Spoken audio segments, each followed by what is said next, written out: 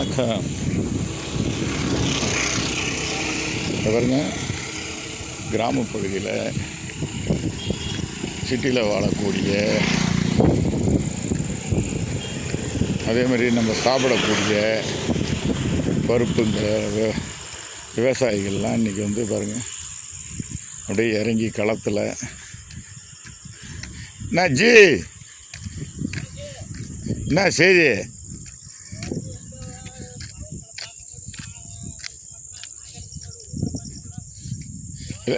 பயிரெலாம் வந்துருச்சா?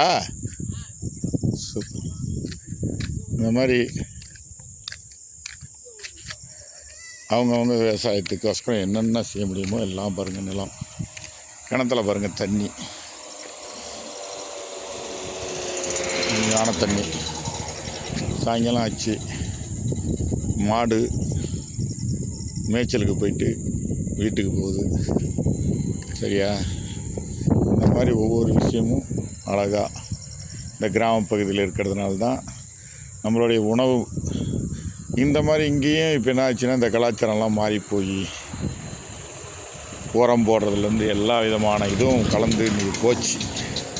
ஆனால் கிராம பகுதியில் இருக்கக்கூடிய எல்லா மக்களுக்கும் ஒரு சின்ன வேண்டுகோள் என்னென்னா, நம்மளுடைய ஒட்டுமொத்தமான இந்த கலாச்சாரத்தை மறந்துடாதீங்க.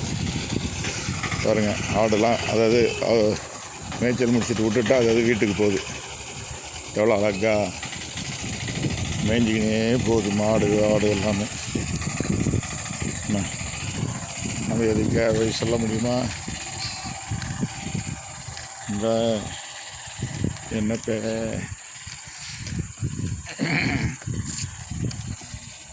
மாடு இந்த மாதிரி கிராமங்கள் இன்னும் வளர வேண்டும்.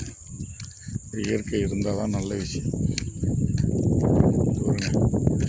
ஆவாரம்பூ 2 வச்சுப்போம்.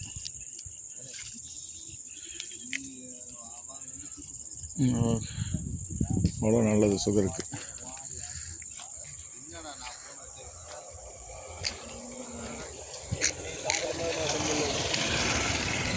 எல்லாமே தேனியை தின்னுட்டு அழகான ஒரு